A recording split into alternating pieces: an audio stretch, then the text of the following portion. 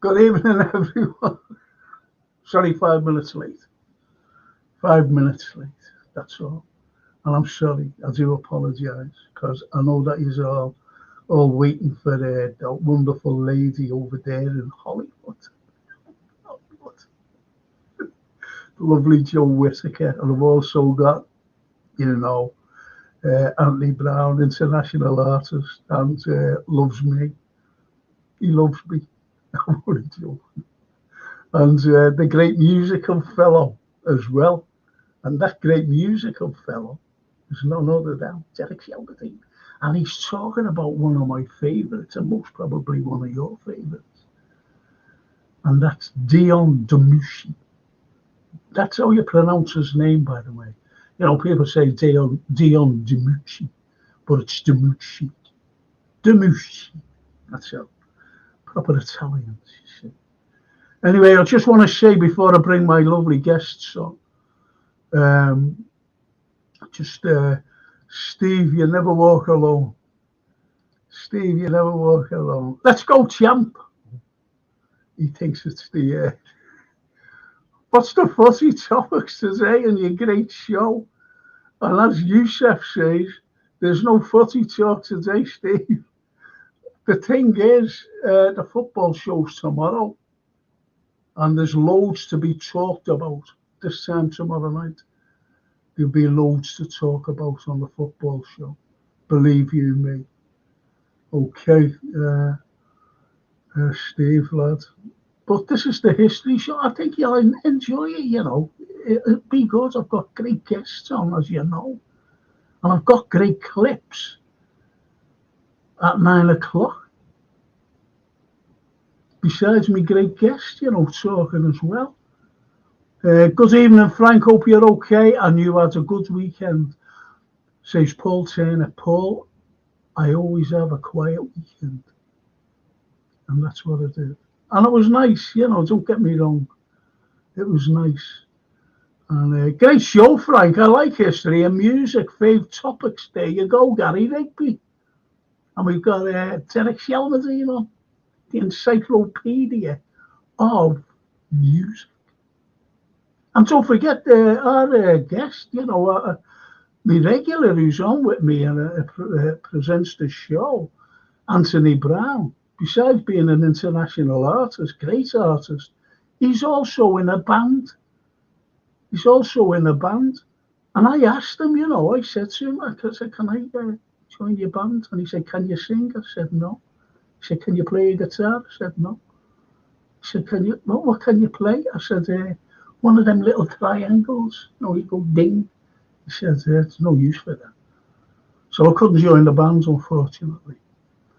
And Youssef, are we bringing that guy on tomorrow, the one who shall not be named? No. He won't come on ever again, Anyway, I'm going to bring on my wonderful guest. I'm going to bring on this beautiful lady, Josephine Whittaker, who's sitting on her boat. She's got a yacht. Can you hear me, Joe? I think it, do you know what I think it is? It's her internet because she's on the water. Oh, sorry about that, Joe. I'm awfully sorry. Try and get on. And the wonderful Anthony Brown, who's sipping tea, or is it scotch? It's tea. It's only tea, we're working. Scotch in a teacup. There she is. There's Joe. There's Joe. Hello. Hi, Joe. It's my dog. You're okay? She's saying Look at her. Are you sitting on your boat or are you sitting on your balcony? I'm on my boat. She's on a boat. Perfect. Yeah. Very nice. I'm going to bring on this jealous man here. Dance with me, Derek. Hey, Derek. Hi, Frank. Hi, everybody. Great to be back. Oh, this is brilliant. This is absolutely wonderful. And But you know what? As I said, Joe, at the beginning of the show, it's going to be a great history show as well. And at 9 o'clock, I'll be showing clips, and I think you'd be delighted with being an expat and look at what's going to be shown on the clips. You know, Cool. what I've done. Is that okay with you? I'm happy You'll with get that. homesick. Let's You'll get do it. homesick. Yeah. Let's do it. All right then. So let's start. Hey Joe, did you ever? This is what Derek will be talking about. Did you ever know a singer by the name of Dion DiMucci? Dion. Sounds very familiar. Well, I'm the I type of guy Debucci. never. It's like a classical Debucci. Yeah, well, he sang the Wanderer. The one Run Around Sue is too big. And Run Around Sue. I like the song, like Unbelievable. Wanderer. That song. Yeah. Wanderer, go absolutely around. brilliant. Is that the song? Yeah, Nice. because I've got flow on me, like you know, he's just one of those singers, and he's so fast in singing. Yeah. And you know how he's got these words out in such a boom, boom, boom, boom, boom, and yet you understand them. Well, anyway, I'm going to ask the wonderful Derek. How did now? Don't forget, he's an Italian American. Yeah. An Italian American, just like Sinatra and Dino Crocchetti, that's Dean Martin, all the rest of them. So, how did he kick off? How did he start, Derek? Well, it's the guy is known very much for the Run Around Sue in the early '60s, but he's had a very, very full and varied career. I mean, he released his latest album in 2024. He had his birthday a few days ago. He'd been 85. He was born in '39. And happy birthday, Dion, the 18th of July. But one fascinating thing I found when I was checking the various records and stuff, discography, there seem to be two spellings of his name that come up on the records.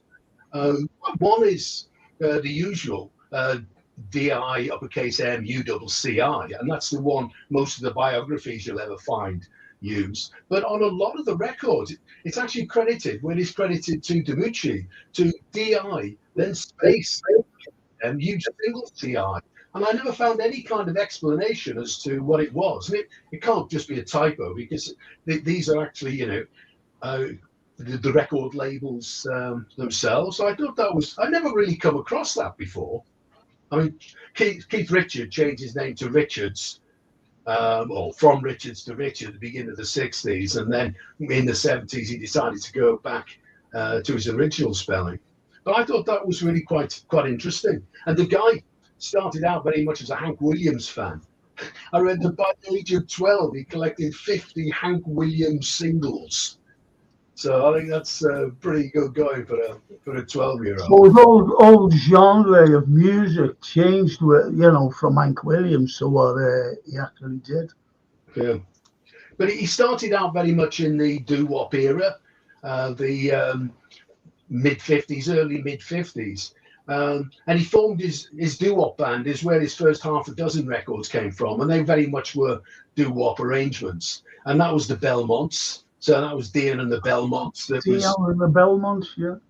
Yeah, I mean they were reasonably quite successful. But what's interesting is we talk about crossover hits, usually R&B artists who hit the Billboard R&B charts and then later on managed to get it also in the Billboard pop chart. He did it the other way around. He cracked the pop charts first, and his next single actually was a sort of reverse crossover and became an R&B hit, because he was very much on that cusp of R&B. I mean, they were quite a rare commodity, Dion and the Belmonts. They were a white doo-wop group, because most of them were black doo-wop groups, usually 3, 4, 5 members.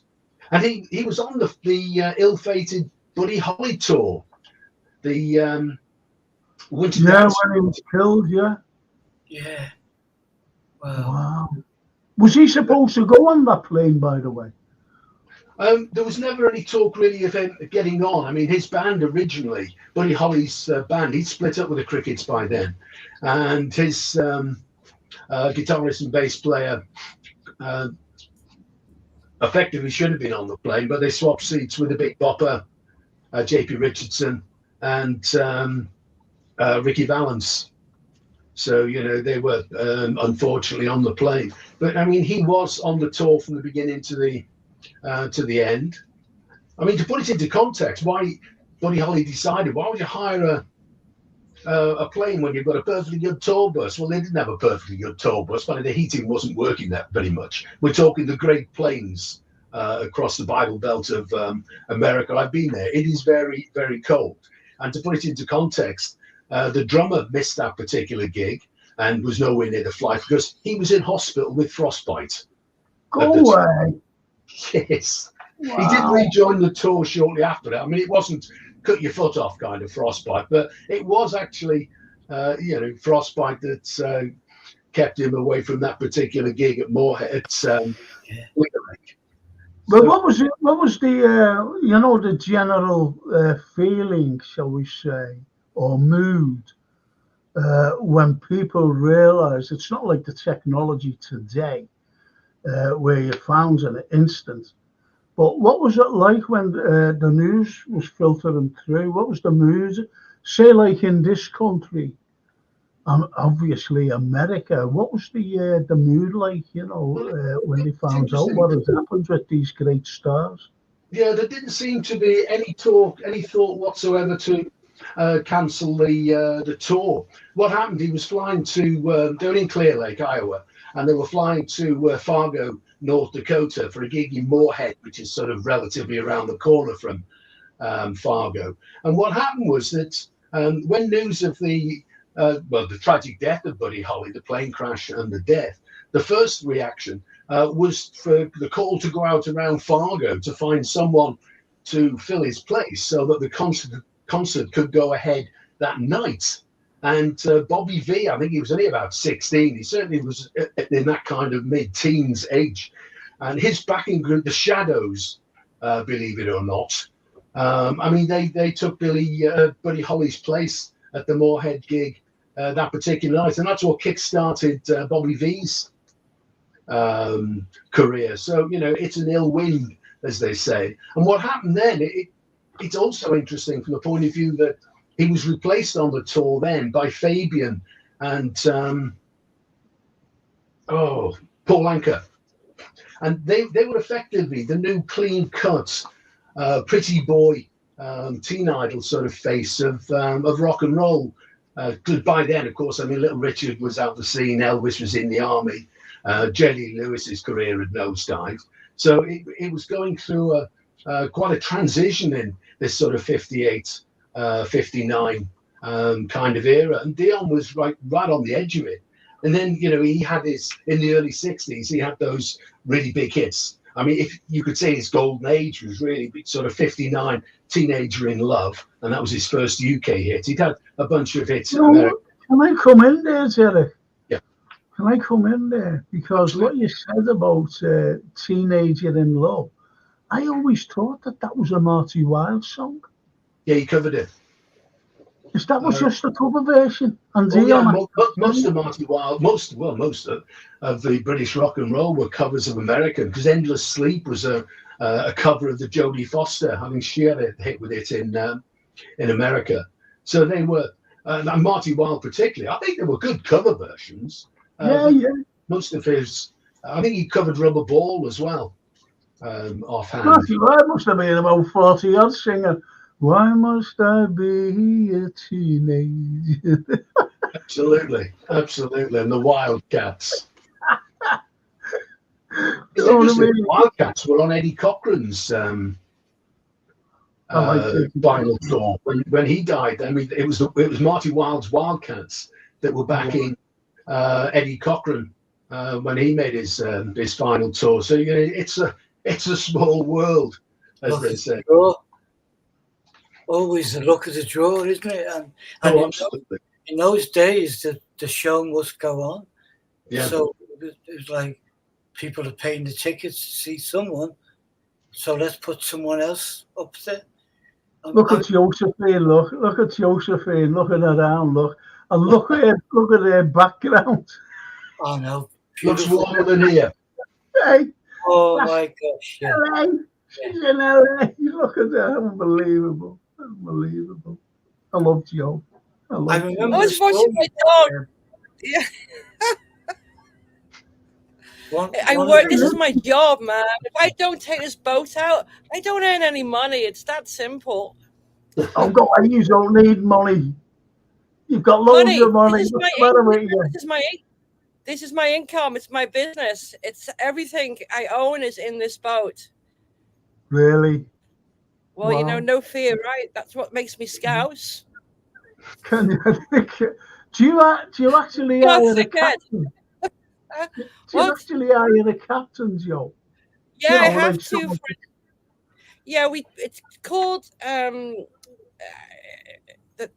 it's called bareboat renting, and that means as an owner, I can't actually be on the boat, so I have to hire a captain and a team to take it out for me, and that covers the insurance and all that liability. Yeah, so Wow. Well, but if I'm really busy, do you know when you go out, Joe?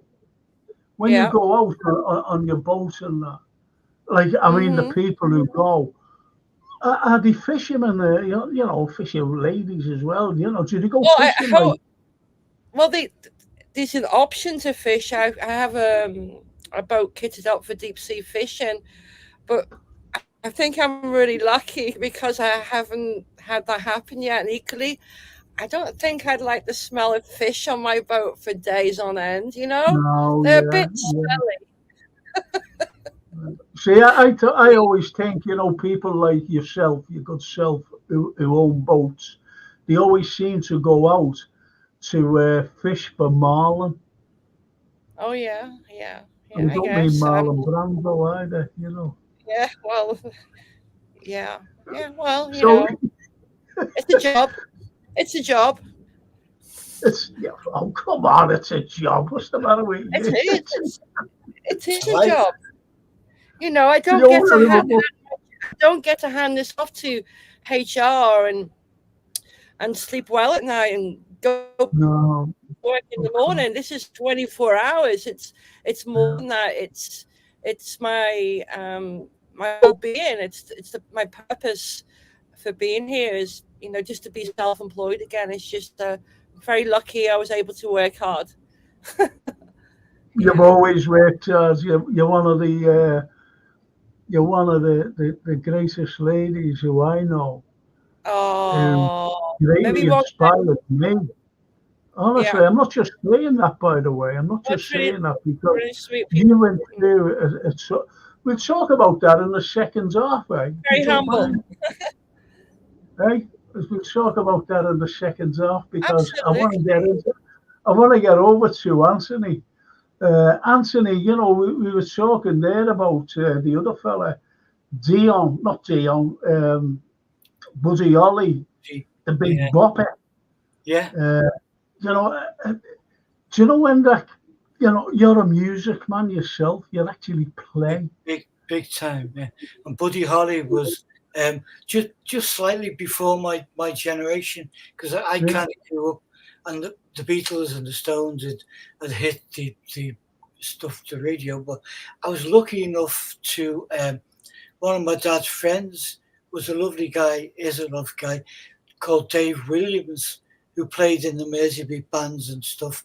And Buddy Holly was still um, an icon to them.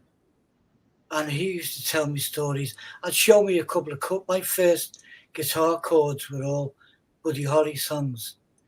And as a young kid, it was fairly not, I wouldn't say easy to play, but accessible because there was a power in the music, even though it was limited to 3 or 4 chords. And then as I grew up, I kind of read more about him, which is the way, life goes.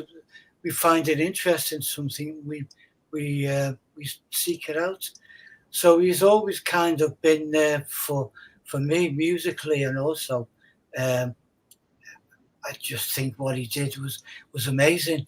And what they all did at that time, which was fairly basic, and given that you said before about technology, nowadays you can make an album sitting in your garden shed, and some people do.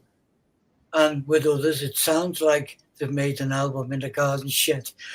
But it's totally different world now. But then they were just leaders. Well, even the Beatles, the rooftop tour, for example, they had all the basic things. Just imagine what they'd sound like today in a live concert. Well, what would they be like, Derek? Singing like the Beatles with today's technology.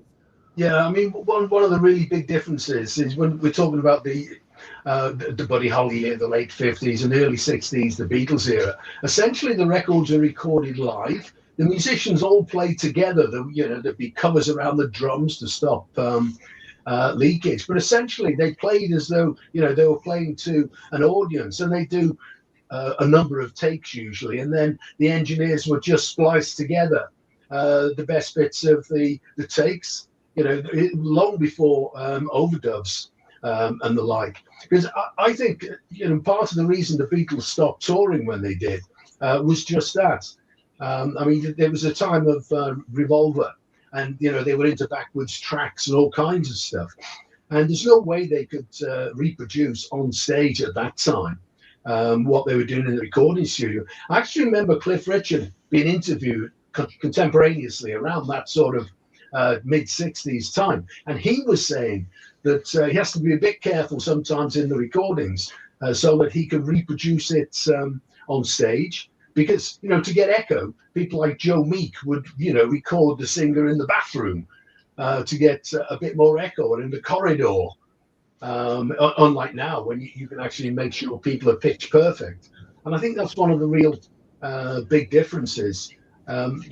Artists had to really recreate their own sound in the studio, and often they were done. I mean, the Beatles' first album, I think, was recorded in about 3 days. I mean, most albums, and certainly singles, there'd be a few takes, a few days, a week or two at the absolute most. So the times have really moved on since then. I mean, it puts it in context when you think that Sgt. Pepper was recorded on 2 4-track tape machines. Absolutely incredible. So they record onto the other to record back onto the other to get some of the more sophisticated stuff. Nowadays, you can have that technology built into a phone. Oh, absolutely. Or an iPad.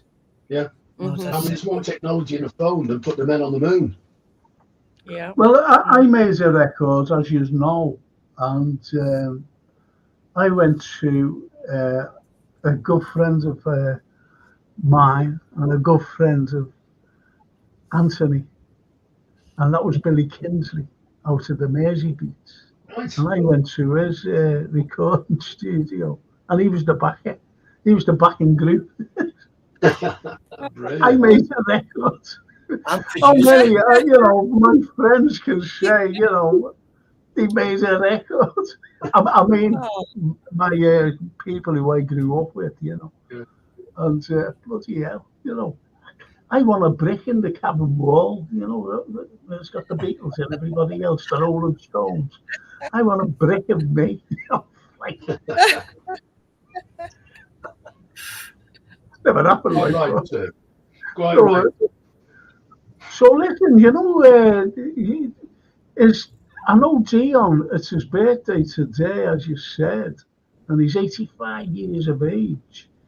Is he still performing, by the way? Yeah, absolutely. He released an album called Girlfriends this year in the March of this year. It was a series of duets with people. One of them was Colleen Carter, the daughter of June Carter, Johnny Cash fame. Oh, yeah. And in fact, in 2020, he recorded that. It just gives you an idea of the guy's standing in the sort of music world. In 2020, he recorded an album called Blues with Friends. And again, that was the same sort of thing. It was a bunch of tracks with other people, duets and the like. And some of the people who feature on that with him are Jeff Beck, Billy Gibbons, ZZ Top, Van Morrison, Paul Simon. He's recorded a few times with Paul Simon, Bruce Springsteen, and Stevie Van Zandt, the guitarist from Bruce Springsteen's band. So you can see the guy's held in some serious esteem. I mean, what's interesting, he had his heyday, well, not his heyday, the really big hits in the early 60s. 61 was Run Around Sue and the Wanderer. And then his last American hit of that period was a track called Drip Drop in the end of 63. And what happened, like most of his contemporaries at the time, that was when the Beatles arrived. So that charted in the November of 63. So it would still have been in the charts when the Beatles went on the Ed Sullivan Show in the February of 64. And then, of course, the whole British invasion thing started then. And people like Dion, they just couldn't get hit records. They couldn't get blues. They couldn't get airplay. But what he did, I mean, he's had a fascinating career. I mean, he sort of reinvented himself, what's referred to as his blues era in sort of 64, 65. And he was recording things like I'm Your Hoochie Coochie Man, Muddy Waters song written by Willie Dixon, Shout, the Isley Brothers song, and Johnny B. Good, Chuck Berry. He really reinvented himself. Then 65, he put another backing group together. He called the Wanderers. He didn't have an awful lot of commercial success. And what happened, he had most of his hit records in the early days with a label called Lorry. And when they dried up, he moved to Columbia. And he recorded, I don't know about dozens, but a lot of singles with Columbia, none of which troubled the charts too much. And then in late 68, he reinvented himself again as a singer-songwriter. He re-signed to Lorry. And apparently a part of that deal was that he recorded a song called Abraham, Martin and John, which is, also recorded by Smokey Robinson, Marvin Gaye. And believe it or not, Leonard Nimoy, Mr. Spock, recorded a version of that in 1969 as well. And he then, over the course of the next, into the early 70s, next 4 or 5 years, he recorded a bunch of singer-songwriter albums. And I think this is how he not so much endeared himself. He's such a respected guy. You tend to think of him just in that Wanderer, Run Around Sue era. But, he really was up to all kinds of stuff. He recorded an album with Phil Spector in the mid-70s in 75. And how good was Phil Spector as a... I'm just going to say this. I want to be your Uchi Q man. I can't sing that to Joe, can I? I'm going to be your Uchi Q man. Uchi Coochie Man. Long John Baldry sang that too, huh? Yeah, Long John. I thought Long John Baldry sang one of the most heart-rendering songs, and you could see the passion oozing out of it, and I forget the bloody title. Let the Heartaches. Let the Heartaches. Oh, he had a voice about 60 miles wide. It was just amazing artist. Again, I actually saw him perform in Liverpool around about 92. Yeah. Wow. Go away. Yeah.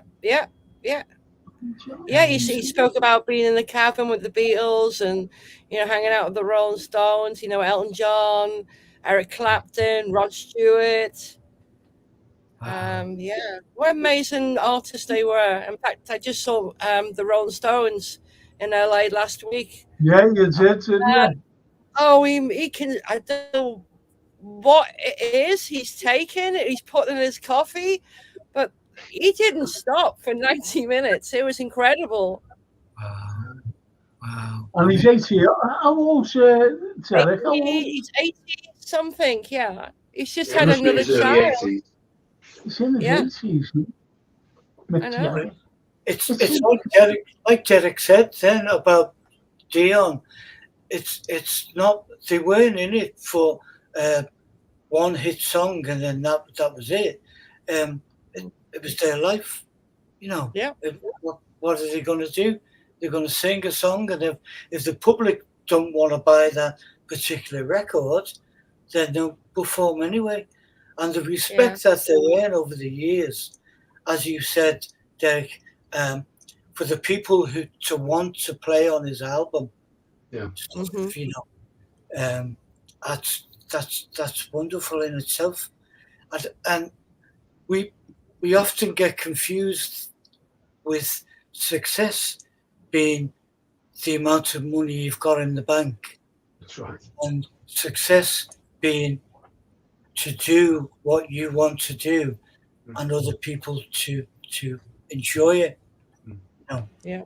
I was going to ask happy. I'm sorry. What was you going to say? I was saying it's, you know, success is almost like happiness if you're content with all that you're doing. Yeah. Yeah, but I think that coincides with what the both of you are saying. What I'm going to ask Derek. Do you know, you mentioned about, you know, like when the Beatles came about and they went over to America, then all of a sudden you see even the likes of Elvis, they flanked. Yeah. And so how did like those record companies over there and those producers, how did they feel? Were they jealous? Or I know Elvis was. I don't care what anyone says. Elvis was jealous of the Beatles because he seemed to have thought these fellas here have taken everything away from me, and not just him, like, but also you know, the other fine singers who came out at the or he was out at the time.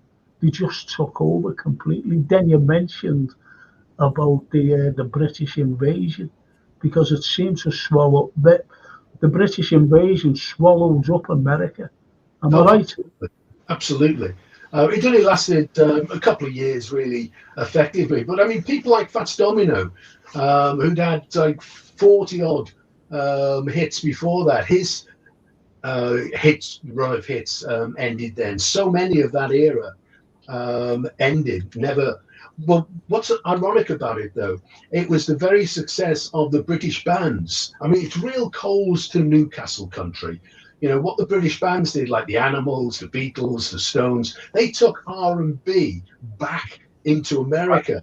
And the British invasion was very much, you know, and the Liverpool groups were in very much the first wave of that 1964 British invasion. The Searchers were early players. Dave Clark 5 was actually, given they're a London band, they were the most successful after the Beatles, and they were the first people to actually arrive as a touring band. The Beatles did a couple of gigs around that Ed Sullivan trip, but they didn't go back for another 3 or 4 months to do their first tour. But what happened was that for the next couple of years, it was very much a British scene. And then the whole rock thing started in sort of 65, 66, and it came all back together again, basically. Do you think Elvis, going back to Elvis, do you think he regretted, I know it was Colonel Parker, but do you think he regretted not coming over to England to perform? I think he would like to have toured. I mean, Elvis did love being on stage. I mean, the guy has, I never saw him, sadly, but, you know, right up until the end of his career, famously, he was making a TV special, literally a couple of months before he died. So his very last, 2 or 3 of his very last concerts were filmed. And he was a little bit on the chubby side by then. But his stage performance, his stage persona was still absolutely magnetic. He was playing to sold out concerts. He played to sold out concerts right through his entire career. He still had the ladies screaming for scarves and loving it when he threw a scarf or wrapped a scarf around one. And his voice was still absolutely amazing. But I think what's interesting about Elvis in the 60s and why Elvis survived uniquely, well, not quite uniquely, I suppose, but one of the very few to actually survive and prosper across the early 60s against the British invasion, was a very smart decision on the Colonel's part to not have him do live performances. Just if you wanted to see Elvis, you had to go to the movies. If you wanted to listen to Elvis, you had to buy songs essentially from the movies. And what it did, when everybody else's career was nosediving, Elvis was actually literally in a parallel rock and roll universe. You know, he was making his films while the Beatles and the Stones were out about touring, breaking new records and all the rest of it. But he wasn't in competition with any of it. He wasn't in competition with the Beatles. He still had a loyal following. Again, the Colonel steered the 2 years he was in the army very shrewdly, and the record label, they released just enough to keep the interest going. And then Elvis, after, you know, by the time we get to 64, I mean, he wasn't making personal appearances. I think that's why he survived, because he had a fan base. People were going to see him. He wasn't in competition musically with what was going on.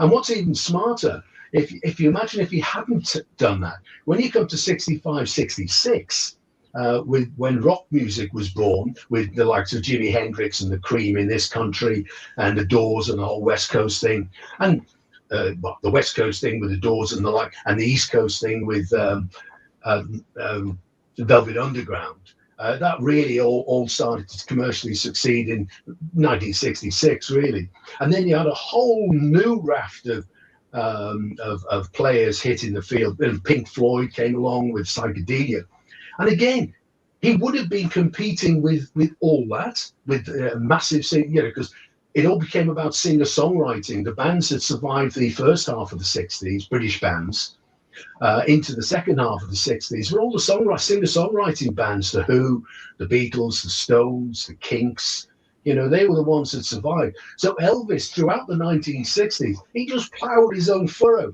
His movies all made money. He continued having 3-4 hit singles a year. And it came to a sort of natural end, I think, in 69 with Change of Habit was his last movie that wasn't a tour type movie. And that sort of came to a natural end because he started gigging again. You know, the whole Vegas thing kicked off the tail end of his movie. Well, I reckon, though, to be honest, when you said about the LA, I'm sure, Joe, do you know any people, you know, you're in America, you're in where everyone wants to be honest. Did you know anyone who actually seen Elvis live? And if you did, what did they say about him? No, sorry, I didn't meet anyone who met Elvis. I don't think. No. Yeah, Just my mother-in-law. My mother-in-law married her husband, and she told me the truth. She said, I only married him because he looked like Elvis. That happens so much in Liverpool, never mind anywhere else in the world. There's so many fellas with the boot polish and the. But yeah,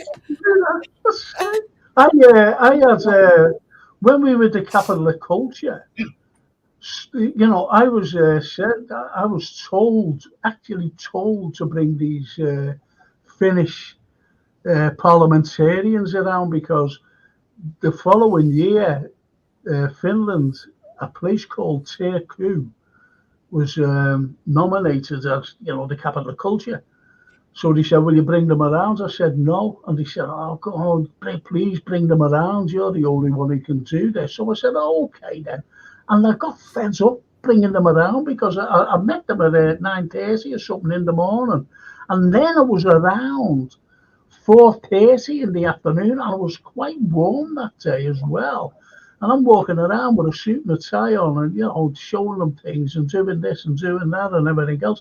But all they were saying to me was, "Can we go to the cavern, please? When are we going to the cavern?" And I had that from 10 o'clock in the morning. So anyway, I came down out of St. George's Hall, where the Stebble Fountain is, that door. So anyway, I came out of there and I was waiting for them. So they all piled down, and one of them went, "What is that statue? That up there?" And it was Wellington. And Wellington's overlooking, his most famous battle, which overlooks the Empire Theatre. And I said, I was that fed up, and I went to Elvis. I said, "We built a statue of Elvis." I said, "Because he never ever came here, and we loved him. We loved him in Liverpool." And they were all, "Oh, Elvis, Elvis." I forgot to tell them that I was only joking. And I'm sure there's a 30-foot statue somewhere in Turkey of Elvis in Finland.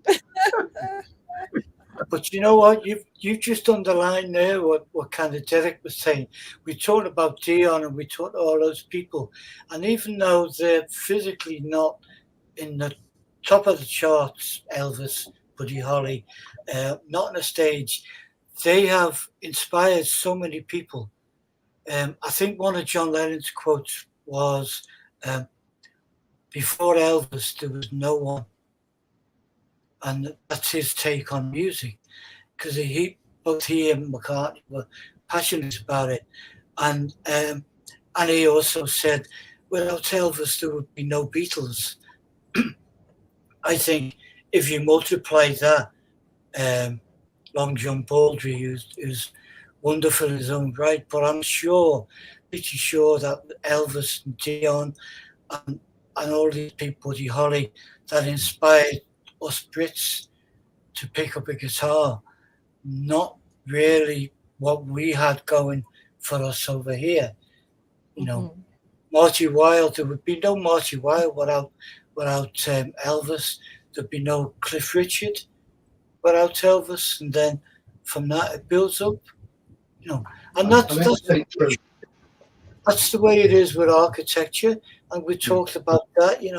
Someone will travel, see something, same. It's always happened. Well, I've always said that about architects. Yeah. They go away and they take great inspiration from other people's work.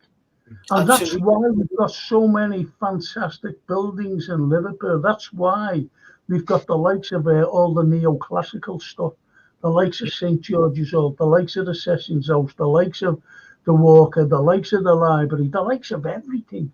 Yeah. It's incredible, because no matter what, you do take inspiration. We all have role models.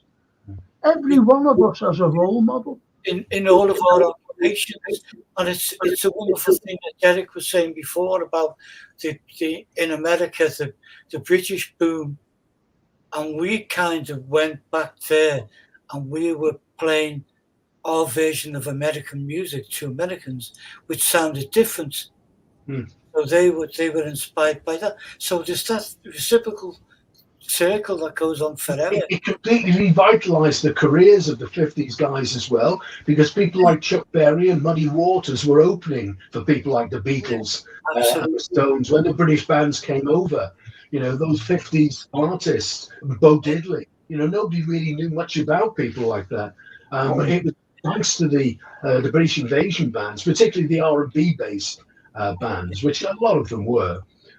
They really brought this black R&B music back into the forefront of the teenage minds. And I think it's understated how important rock and roll was to the whole integration, because very, very heavily segregated America in the 50s and early 60s. And it was the rock and roll that brought the kids together, dancing in the aisles, and that's not often really looked at. But I think that was an important factor in what was going on. And certainly without British rock and roll, if you like, started very much grew out of skiffle, out of trad jazz. I mean, trad jazz was the 50s beatnik music of choice. And the skiffle groups were breakout groups of 3 or 4 guys who change instruments and play skiffle songs in the interval when the band went to the bar or outside. Or it wouldn't have been outside for the smoke then. It would have been to the bar for the smoke, of course. And I remember famously the Beatles, when the Cavern started in 57, it started very, very much as a jazz club. Alan Sittler, I think the guy that opened it, he was very down the jazz route. He tolerated skiffle because of its association with jazz. And when the Quarrymen played their first gig at the Cavern, the story goes that John Lennon and the band broke into a couple of Elvis songs, and John Sittler sent a message to them on stage saying, "Cut out the bloody rock." So can you answer the question here?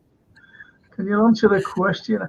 I'll tell you one of the most blues records that the Stones made, and it's pure blues, and that's the Little Red Rooster. Absolutely, pure blues stuff. Yeah, I think it's a Willie Dixon song originally, covered by just about everybody. I can't remember who actually popularised it, quite possibly Muddy Waters. But absolutely. I mean, the Stones were really down that's mostly because of Brian Jones in the very early days, I think. But they really did help to establish British bands and bands like the Animals as well. I mean, they were very much down the blues roots as well. And even before then, you had the likes of you're going back to the early days of skiffle and stuff. We had our heroes, I guess, musically. Then people like Lonnie Donegan, absolutely, would be covering songs from Leadbelly. Yeah, that's right. Most of us in England had never heard of. Yeah, and it was that thing of people like Big Bill Bruins who came over here and would play. I know for me, when I was a kid and hearing Buddy Holly and hearing Robert Johnson and the like Leadbelly, that was the sound of America. And I just fell in love with America through the music. Before, now we're bombarded by images and we all have phones and everything so we can be in touch with the world. But at that time, as a young wannabe guitar player, I just thought America was the place to be born and brought up because of all this wealth of music. And yet people say about Liverpool, it was the place to be born. Strange, isn't it? Well, we know that now, don't we? You know that. No, we know that now, yeah. Can I just go on about these? These are very good comments here, by the way, and a couple of questions to answer. So, first off is Gary Rigby. Dion and Elvis. Let me finish the comments, please. Then you can answer. Dion and Elvis Presley both made psychedelic albums in the late 60s, dismissed as cash-ins at the time. The Dion album is actually very good. And Neil Broderick, Evening Boys, my question is, would you consider Pink Floyd's Dark Side of the Moon in the jazz category? And Liverpool FC Vlogs. Hello, Frank and guest. Hope you're all well. And that's the Liverpool Yanks Cunard. Boys never really got the credit for those contributions. I think what he's saying there is they brought the music, they brought the songs over from America. Absolutely. Especially right in the 50s. Well, that was the great thing about Liverpool musicians in the early 60s, that they all had access to that catalogue of singles, albums that came over. and they weren't afraid to say, you know, my Uncle Joe worked on the boats, and this is what came back. You know, all of Ray Charles music, and gosh. Well, listen, boys. I'm going to ask you to try and answer those questions, if I might.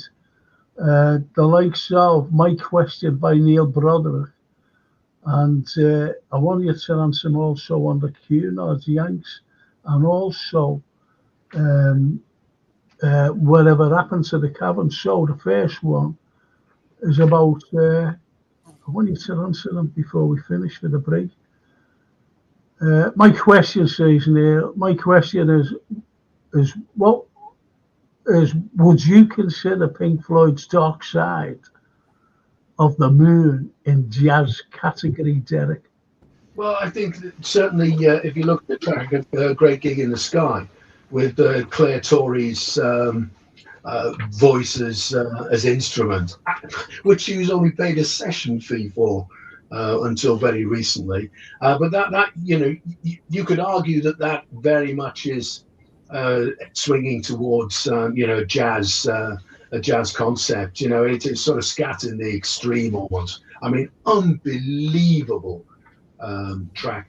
I think there's a very, very fine dividing line as well between music genres once you get away from the regular 3/4/4/4 beats. I mean, thinking about jazz, of course, you've got all these weird time signatures going down all the time, and they just keep changing time signatures. They're going along, basically, the drop of a hat, as it were.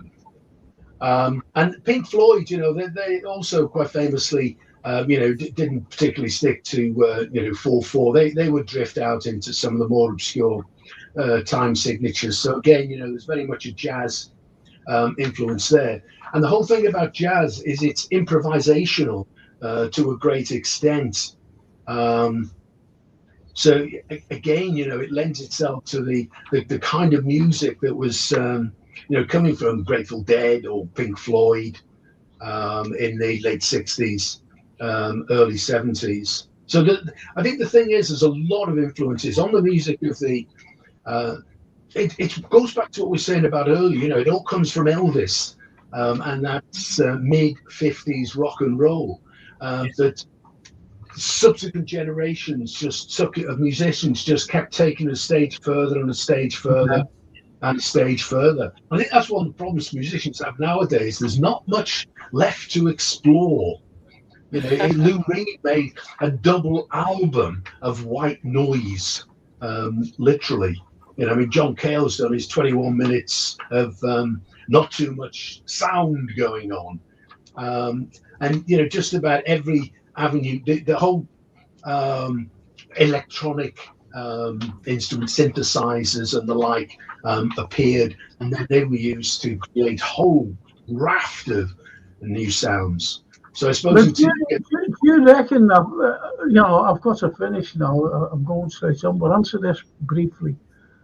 Do you think that the likes of us, I'm talking about this psychedelia sort of genre, do you think that people took they delved too deep into, I'm talking about listeners, by the way, all this flower power and everything. Do you reckon that they, delved too deep into it?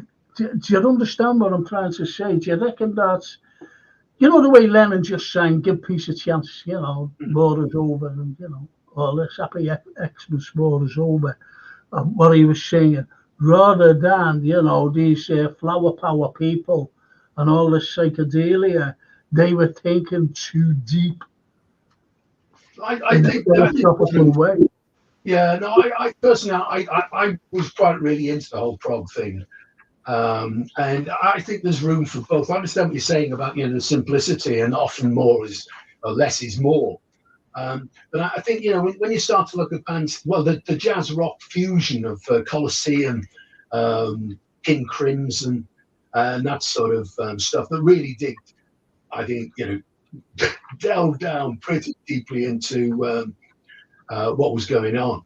And it wasn't everybody's cup of tea, as it were. But I think that in itself is an important aspect of how particularly the 70s grew up.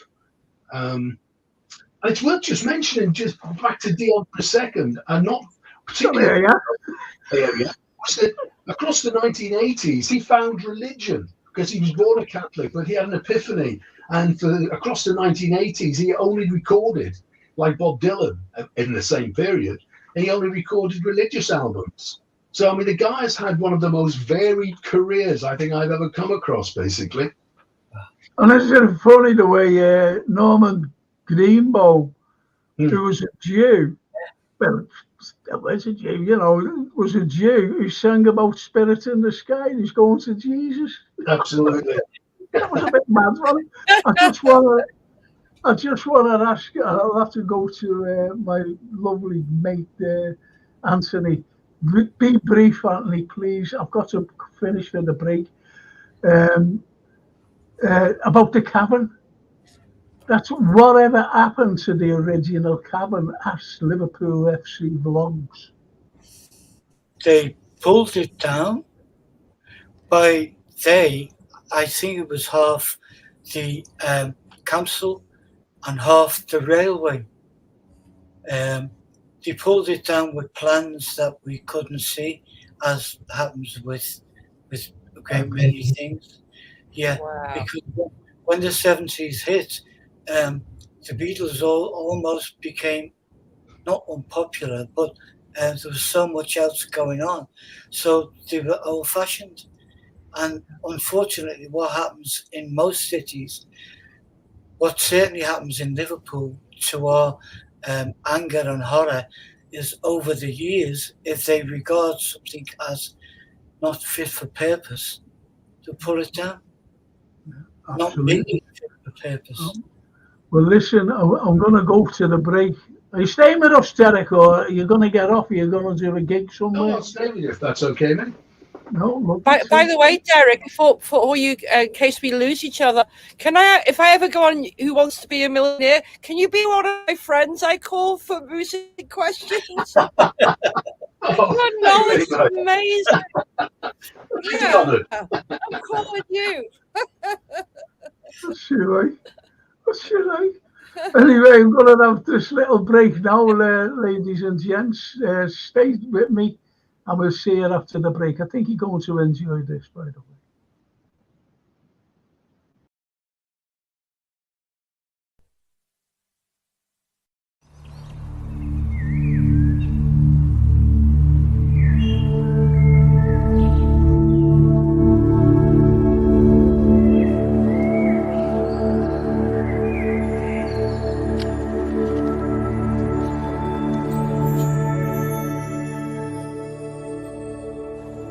The Anglican Cathedral is the most noticeable building in Liverpool for its sheer size. Yet, there are things that are totally unnoticed. When people visit this magnificent cathedral, what they fail to notice is the actual grave of its architect, Giles Gilbert Scott.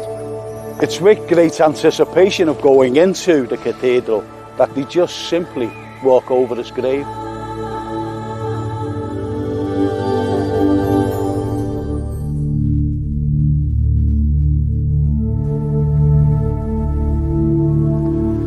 Earlier on, we were outside the town hall with Giles Gilbert Scott's 2 Grade 2 listed telephone boxes. Have a look at the third. Follow me.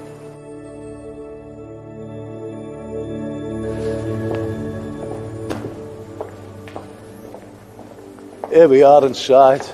Let's find that third telephone box.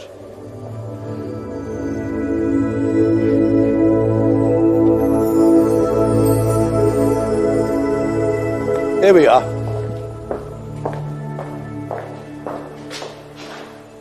And you know what? There are not many Grade 2 listed structures inside a Grade 1 listed building, and this is the third telephone box in the collection. Every cathedral has a symbolic mouse, and the Anglican Cathedral is no exception, and it's very difficult to find unless you know where it is. This is the Earl of Derby's tomb, and the mouse rests here, and there he is. The reason why it's shiny is because when people visit, they actually rub it for luck.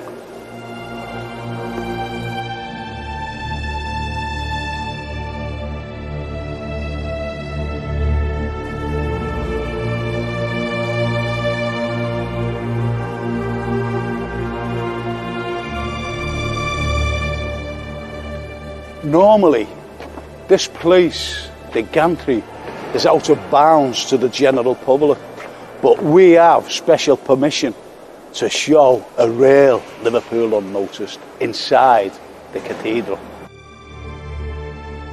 What people don't realise about this wonderful stained glass window is that the Liver buildings was used as a template by the glazier, because if the window wasn't there, you would see the Liver, and there it is.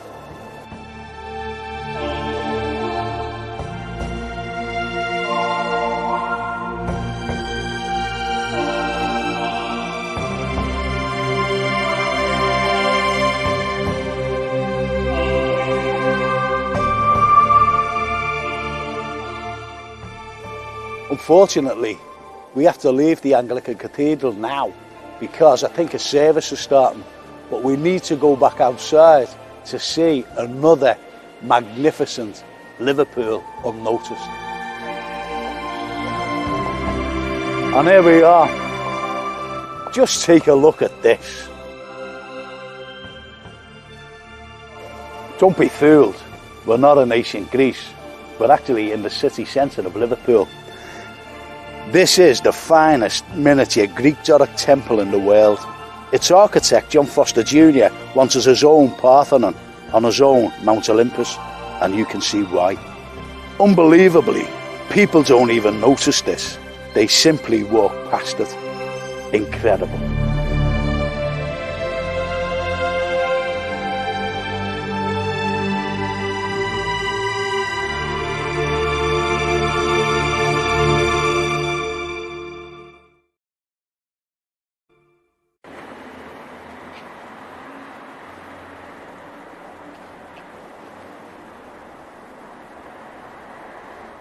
This is the poshest chimney in the world, and I wouldn't look out of place on the streets of New York next to the Empire State Building, for example.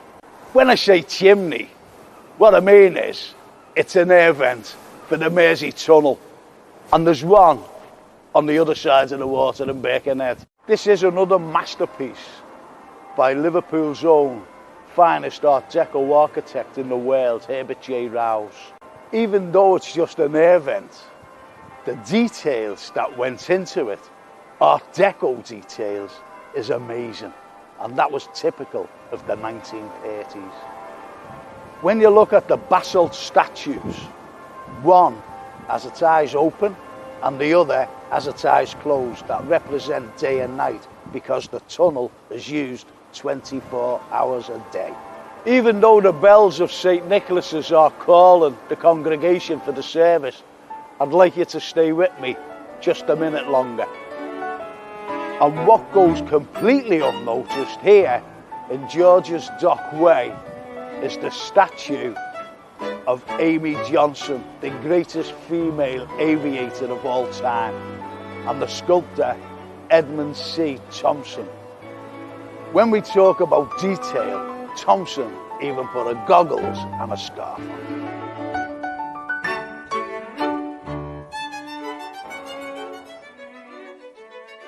Before we go to our next Liverpool Unnoticed, have you ever seen this fine specimen of an eagle? I'll let you know where it is before we finish. What star sign are you?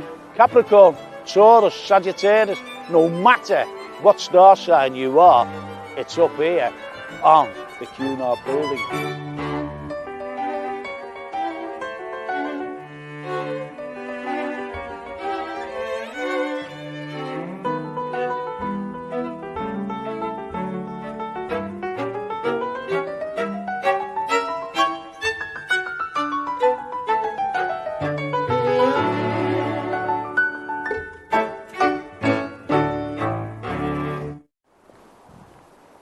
We've been on the streets of New York with Amy Johnson, but where can I take you now on Liverpool Unnoticed? How about Rome?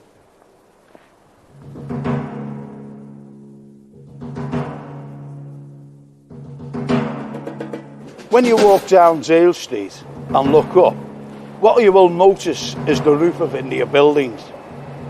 It's no ordinary roof because the architect Herbert J. Rouse had a Roman theme, and when you look closely at it, it becomes a Roman villa.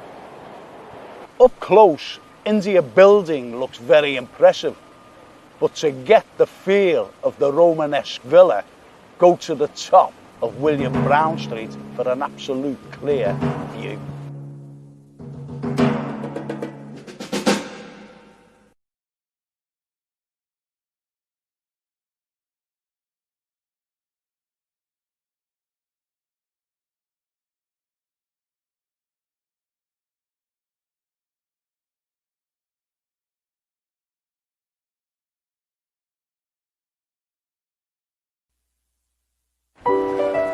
I promised earlier I'd show you the fourth liver bird. Well, there it is, on top of the art gallery, right next to Liverpool personified. And doesn't the crown make a wonderful nest for the seagull?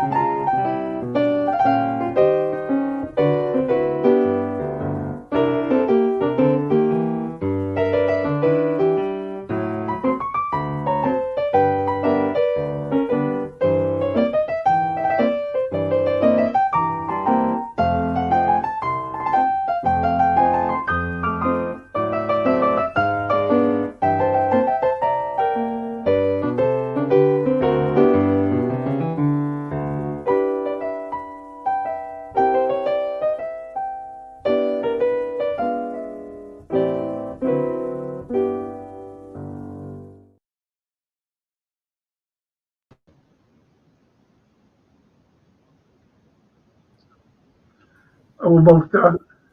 Fantastic. Fantastic. Yes. Isn't it? Well, that's exactly what we were talking about before with music. But and you quite rightly mentioned that architecture is just inspiration for others. You know, we go, we bring something back, and that was the beauty of the. One of the questions was about the great Cunard Yanks, who were Liverpool sailors on the Cunard line, who went to New York essentially and brought back all sorts of things, and one of them being music, you know.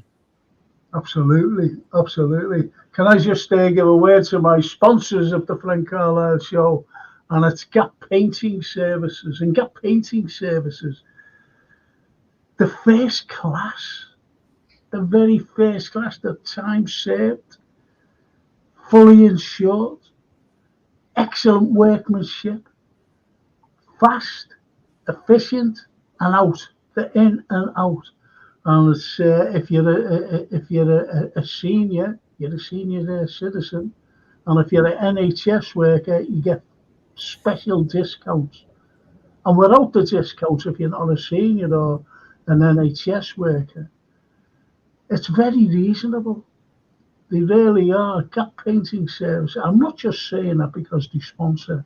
You know, people might be saying, he's just saying that because, well, it's not. I've had them in. They're brilliant. They're absolutely brilliant. And very reasonable as well.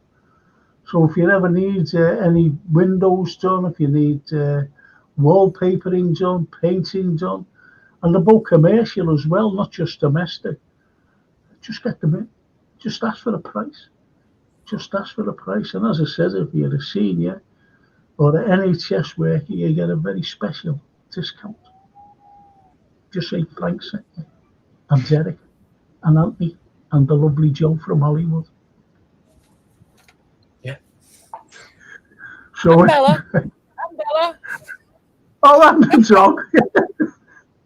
Bella the dog. Bellissima. Bellissima. But anyway, see what, when I was showing the parts of that wonderful clips, the Anglican Cathedral, for example, I said about walking over the architect's grave, and it was shocking. And then you had big lorries going over it, and it cracked. It cracked, like the top of it. So they had to remove them. They had to, take them out. And I don't know whether they interred them in the cathedral, because every cathedral, like everybody else, they're buried in, whoever designed it, they're buried in those cathedrals. But with George Gilbert Scott being a Catholic, it wasn't allowed for him to be buried in there. Wow. But whether he is, buried there now, I don't know. I got told he was, but I wasn't told 100%, if you know what I mean. So I don't know. I hope he is. And you've got all this, like, when you talk about things that have happened in Liverpool, and people ask me especially about the connection with America. Well, Liverpool has more connection with America than any other European city. And it wasn't just through music. It was through everything that was thrown at. Migration was one of the biggest exports from this country, from Liverpool. The amount of people going through from everywhere. And they had the Viaggi, the Italians, who actually walked the length and breadth. They couldn't afford to get a boat. So they walked through Europe to get to either Dieppe and get over to England and walk up to Liverpool, because this is where the ships were going from. And it's called the Great Walk. These Italians did. But not only the Italians, imagine the Chinese. They did a Great Walk as well, because they couldn't afford to go across the Pacific to America. So they went and walked. Think about this. Walked from China to Liverpool. They get through Europe, got to Liverpool. And they went, and as you know, that lots of them stayed here, and it became the biggest Chinese community in Europe. Quite the pioneers, huh? Yeah, incredible stuff, And this is the importance of Liverpool. It really is the importance of Liverpool. It's not just a great city of music and sport. Don't forget the sport. It's a great city of great characters. Even Dickens himself, he loved Liverpool. He loved coming to Liverpool. He loved it. And he said, it's one of the greatest cities ever. And even the original, I'm talking about the original Adelphi Hotel. That was his favourite hotel. He said it's the finest hotel in the world. And this is like great historical things, Yeah. There was one fella Melville. I always forget his first name. Herman Melville. He wrote Moby Dick. And he didn't like Liverpool. He just did not like Liverpool. He said it was grimy and dirty and everything. But he was staying down by the docks. No wonder, he said, like, maybe, you had these thieves all mingling around him. But, the likes of, have you ever heard of a book called The Scarlet Letter? And it was written by Nathaniel Hawthorne, who was an American consul here in Liverpool. And he didn't like it either. He went into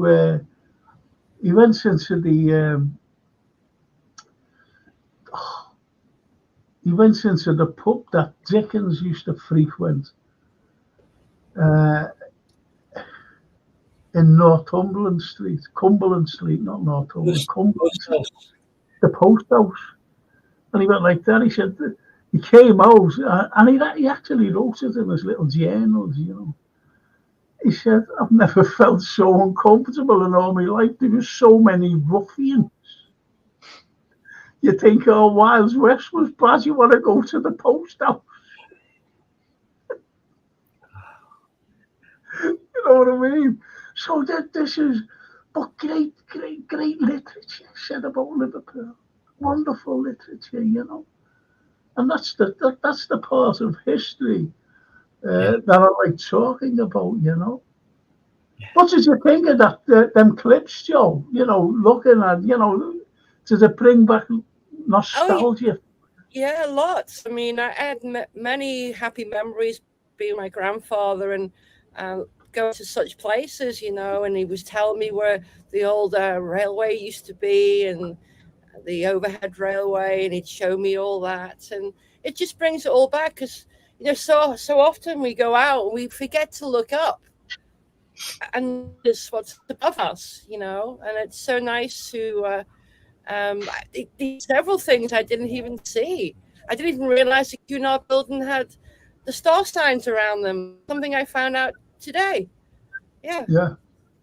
Pretty awesome. That's it. But it was for luck, you see. For passengers, it was for luck.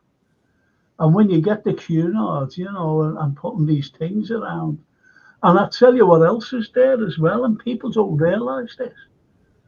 Right on facing the Mersey, that side of the Cunards, if you look up, what you see shields that represent countries that were the Allies in the First World War.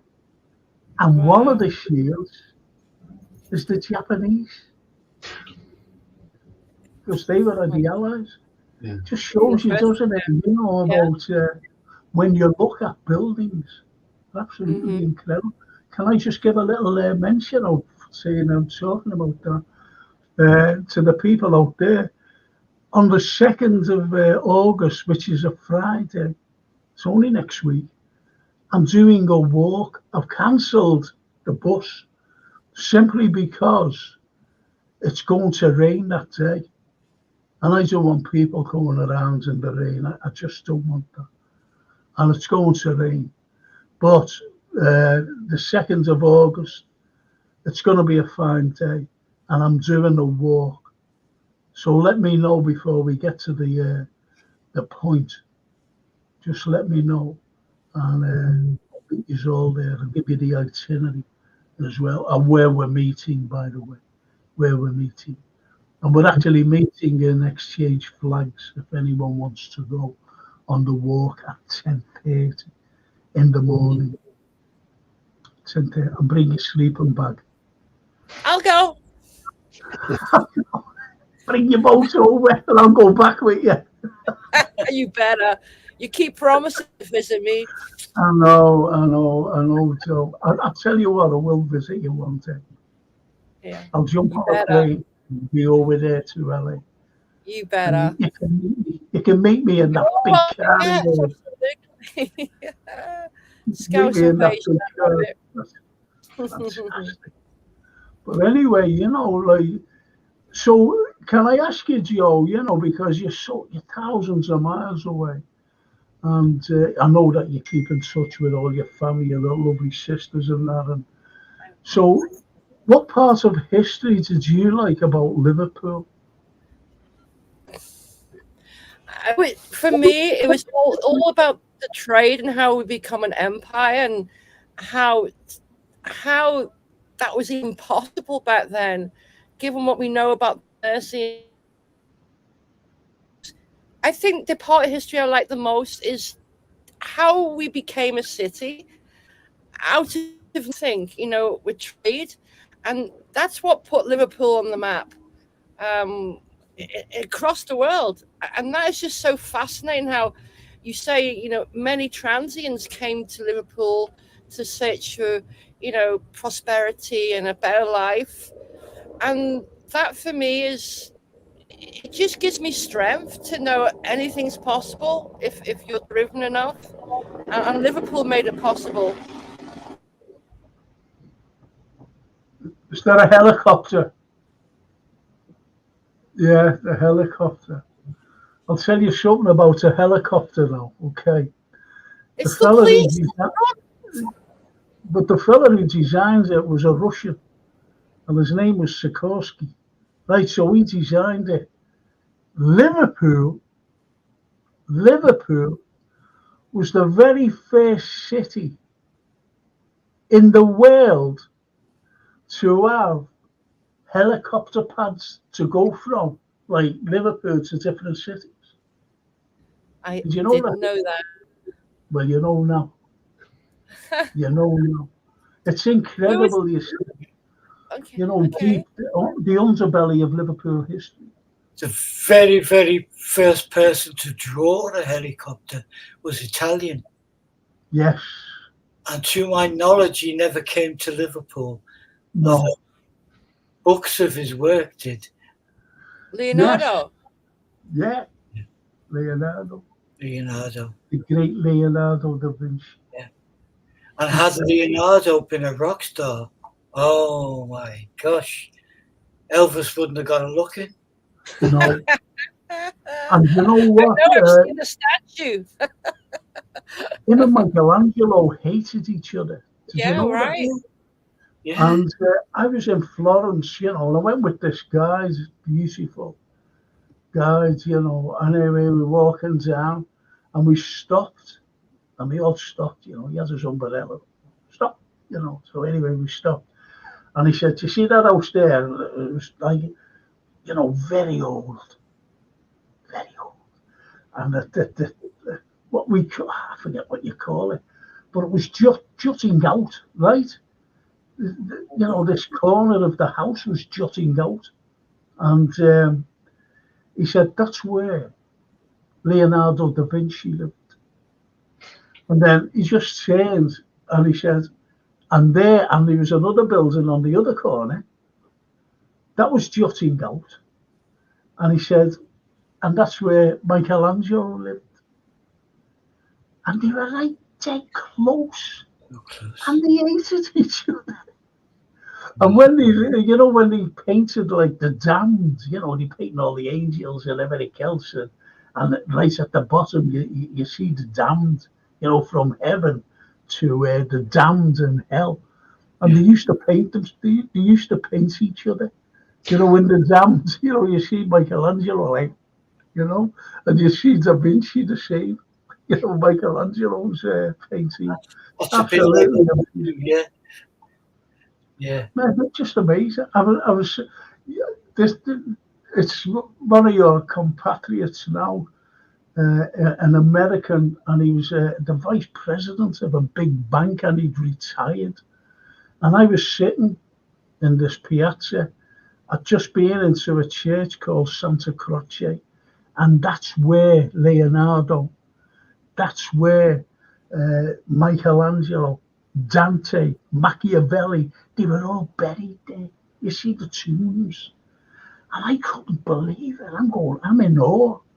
I'm in awe of these people. So anyway, I came out. This is true. I came out.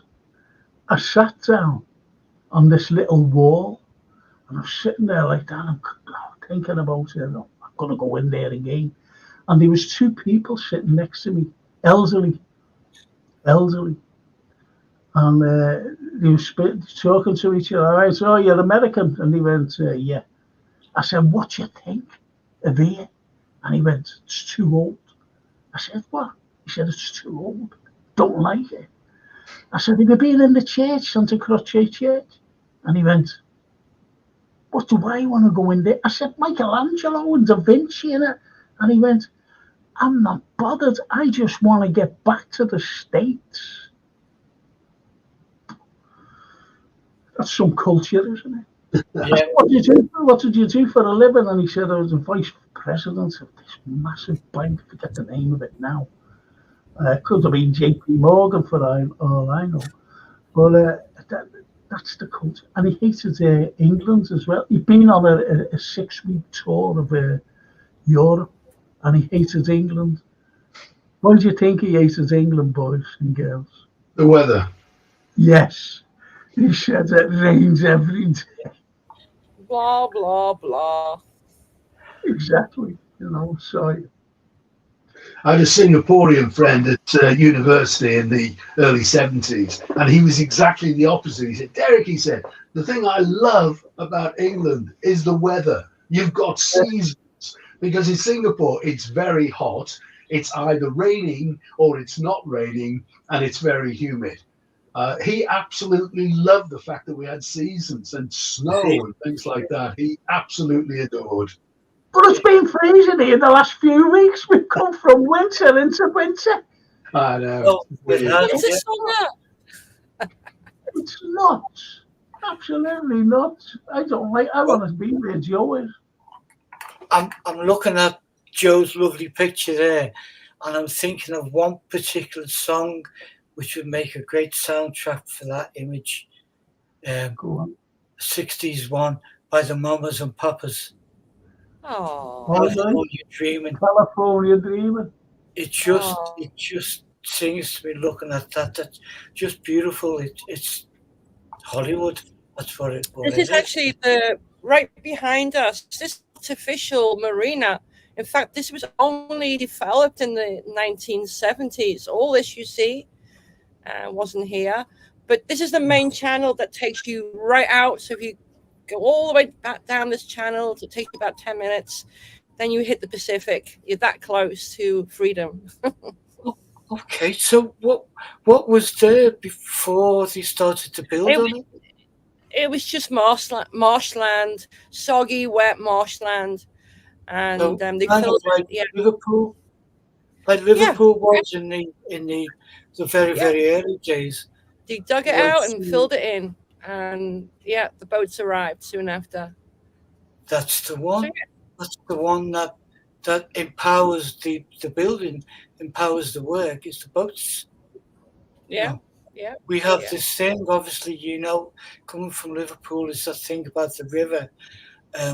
The river brings to us and takes away, and it's like, but it always flows. There's always something going on with the river. Yeah. And very inspiring, very poetic, and lifeblood. Soothing. Yeah. It's like I'm almost back in Liverpool next to the water, just a little warmer. Yeah. No, I totally get that. The people are not as nice, though, Well, dear brother, it says my favourite Liverpool history would be the overhead railway, and it's not really that far back. No. What people tend to forget is that the overhead railway was the very first overhead railway electrified in the entire world. And that's true. Especially the Americans, New York and Chicago, they went, "It's electrified, we've got these, and even an escalator, the very first escalator in the world." So they copied it, they were inspired by it. And that's what you've got now, in New York, and especially Chicago. And also Japan. Japan loved it. Look at that. Just like that. Look at that. See, they all had Scouse accents, them Japanese, you know. Of course he did. Have you seen that up there? What is it? It's a big train. Paul Turner says, I'm under the duvet in July. Oh, Oh, I just love it, you know, these lovely people. get yourself a hot water bowl, Paul. The duvet will do. Paul Turner says, what a fascinating video on the architecture of the buildings in the city. I never knew of where the Fort Liverpool was. Brilliant, Frank. There you go. Because the other one, you know, overlooks the city, the Mersey, looking after our sailors, you know, and the one on the Walker that's looking over and looking after the citizens, and you know, you get all this, even like that Roman villa, and right facing, you've got Martin's Bank building, which I've done before, you know, and I've filmed it, where you have a Greek colonnade on the roof. Incredible stuff. And, you know, as you said, Joe, before, you've got to look up and find all these wonderful things. Because don't forget, like most builders, especially Victorian buildings, all the frontage all changed. You know, they were modernising the frontage but leaving the top. You see what I mean? Yeah. And that's where people fall down. I've shown people things, and they've actually worked in the, you know, these like streets and whatever, and they've never noticed, you know, what's up there. They say, we never even noticed that. One particular person didn't notice. She'd been there for 35 years, and she came on a walk with me, and we were in Castle Street. And I said, have you seen that? You know, to the group, like. And when we walked away from her, she pulled me, and she said, I worked here for 35 years, and I never even noticed that. And this is the thing, you see. It's not just me pointing things out. It's the other historical significance of what's in the city. It says it's marvelous. It's just wonderful to think that it's like St. John's Gardens. You know, there's people still interned there, and there are 2,000 French prisoners of war from the Napoleonic Wars buried there. 2,000 of them. And when you think about it, every year, I don't know whether it still happens, I'm not quite so sure, there's a plaque in St. John's Gardens. No one notices it. And it's on the back wall. And it's both in French and English. And it gives you, you know, a little summary of what it's about. And that's why French dignitaries, I don't know whether they still come over and lay flowers at the foot of it. Yeah. How many people know about that?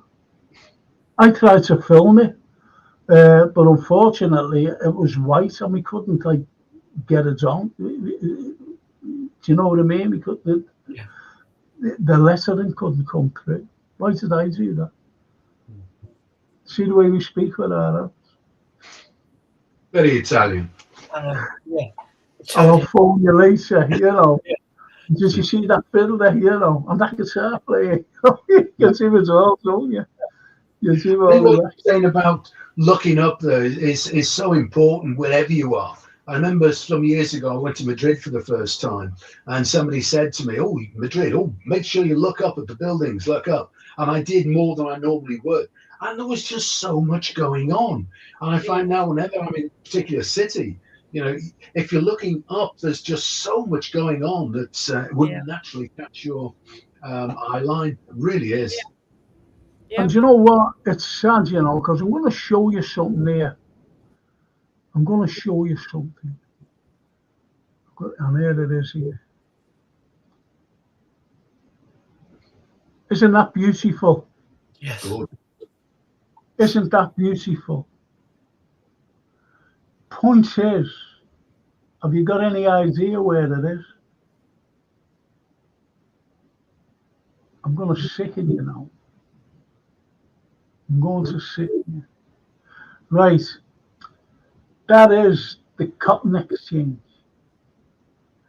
And we knocked down all that Wow. in Old Hall Street. We knocked the Oh. frontage down to make the bloody street wider. Oh my goodness. And that's shocking. Yeah. Because someone told me, they said, I used to put it up in my, my classes. So where's that? And the majority of them said, in every other class as well, well, how did it come down? It was a bond. I said, no, we pulled it down after the war in the 50s. It's just nuts of, things. And look at it. Yeah, right. Tragedy. We knocked that down for that to be shown. Isn't it nuts? Same happened in Birmingham, though, didn't it? To make way for the inner motorway thing. An awful lot of it was torn down. Yeah, but there was nothing going there. No, it's gorgeous. There was nothing going there. No. It was ridiculous. And if you notice from the left one, you've got, can you see my little marker there? No, you can't see it, can you? From the left one, you see where the people are standing outside it, right? And if you look at the next one, the one to the right, you see how it's like all this has been knocked down to make a little more width. It's just nuts. Crazy. It's what they did. They knocked the bloody castle down in 1723. Well, people were saying, don't knock it down. It was the first building in Liverpool. Don't knock it down. Oh, we're knocking it down. For gain. Everything's for gain, by the way. Everything. And that's the unfortunate thing. That is the unfortunate thing. And look at that. You have some of the greatest of all artists coming here and painting that scene. And that particular building next to St. Nick's Cathedral is the second tower building. But you could imagine it down there. You could imagine it with Dickens when he came and he became a special constable just to walk around the docks. Because the police said to him, oh, listen, mate, you can't walk down there the way you are. You'll have to become a special constable, put a uniform on if you want to observe people.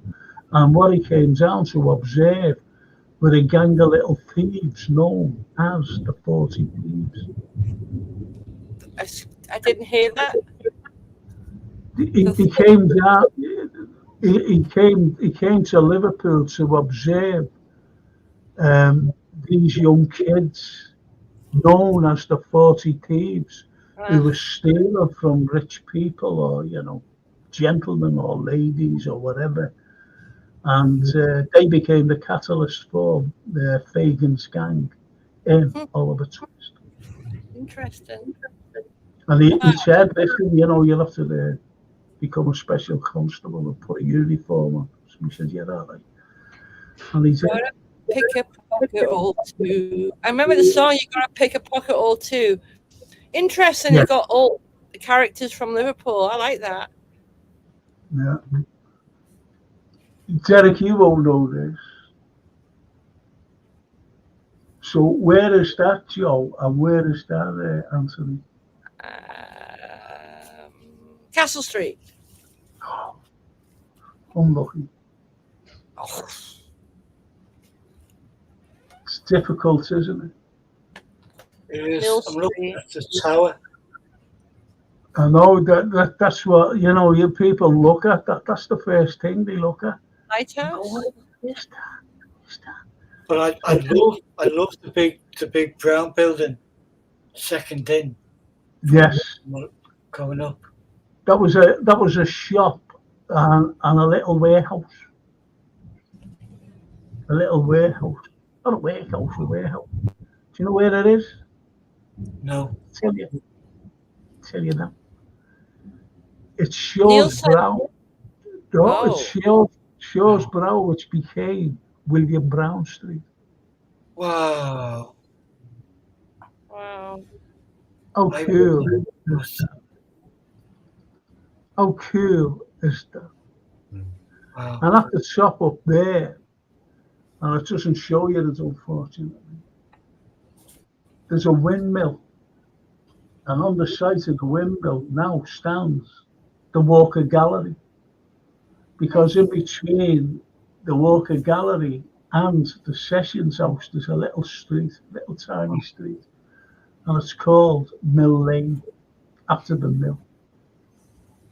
Wow. After the mill. It's just incredible. As I said, about these wonderful pictures. But I want to show this picture. Oh. Brilliant. Going to the match. Yeah. Is that Yeah. Lowry? Yeah. It is. Yeah, Lawrence Stephen Lowry. But the reason I bounced it to Frank and Jason is that it's recently sold for 7.4 million. It was owned by the Football League for many, many years, and I'm reliably informed, I've not seen it, but every single ground within the country had a print of that in its boardroom. Wow. And Wow. when the Football League put it up for sale, there was a real panic about it staying in Manchester and not going anywhere else to Japan or America or across the globe. It was painted in 1953, and it's a few miles from where he was living, and I think it's a scene of fans going to Bolton Wanderers.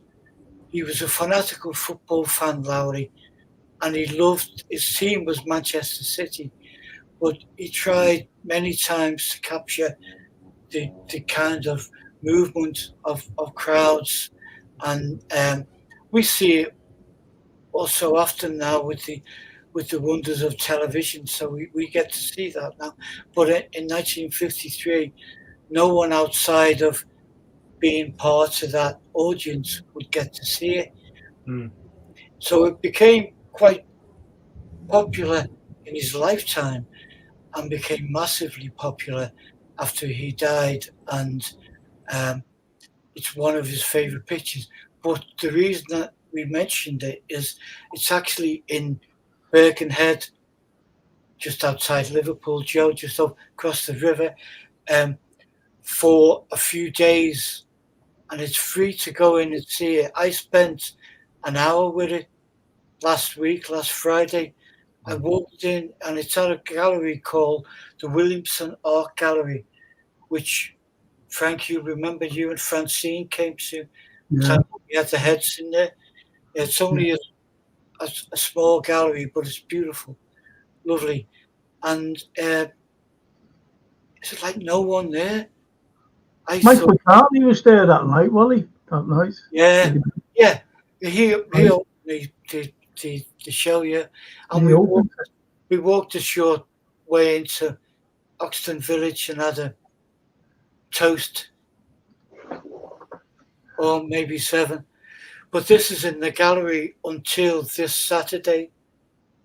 It goes Saturday. So for any football fan or any Alf fan or any Lowry fan, it's free of charge, and it's a short step away from Liverpool's Birkenhead Central Station, and well worth seeing. I was actually asked by a friend of mine who's ex-footballer, football management, who now lives in America, lives in Nashville, could I possibly do a copy of it? And for 4 years, I've kind of ummed and ahed about doing it. I don't mind doing copies of where, and I've done it for me, for my kind of education, and they go on the wall here and stuff, and it never gets exhibited, never goes anywhere. But our friend was adamant, and he told me the importance of this to football. And I thought, well, it's here, I'll go and see it.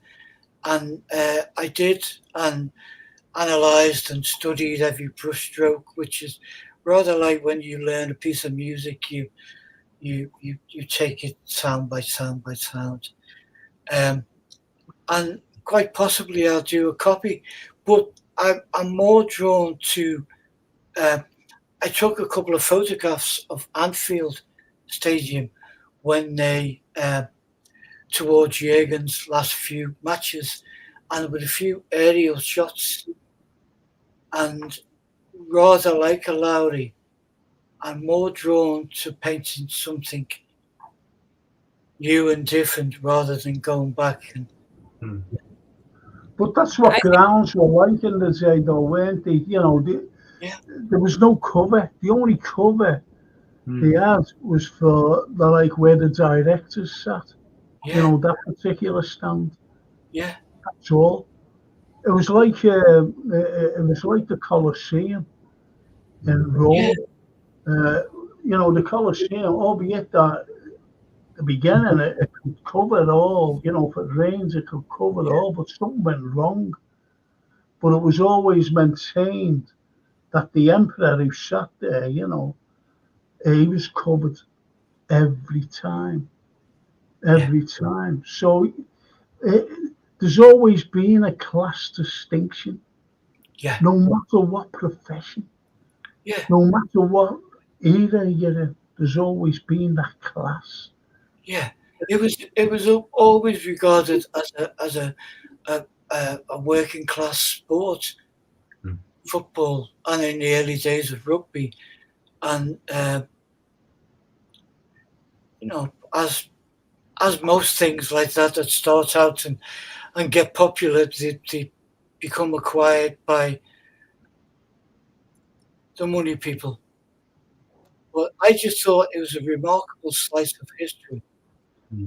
I was just gobsmacked that there's only me, Lainey, and the kids in this room with the picture for an hour. You never get that opportunity with any piece of art.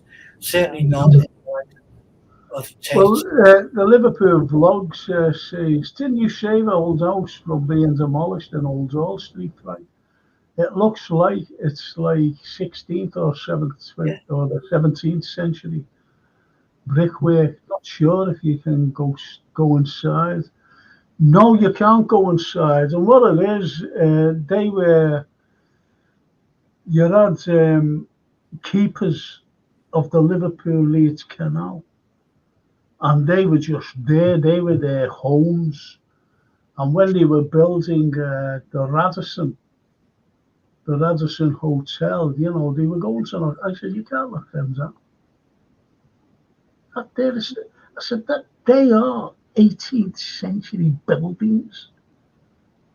They were there when for the opening of the Liverpool Leeds Canal. You can't knock them down. And they didn't. They saved them. I think they're officers. Didn't one portion of those old buildings become the first St. Paul's Eye Hospital? Yeah, the portion of them, yeah, that's right. portion of it left, didn't it? That couldn't be knocked down. Yeah, well, St Paul's Eye Hospital was was a brilliant sight for sore eyes.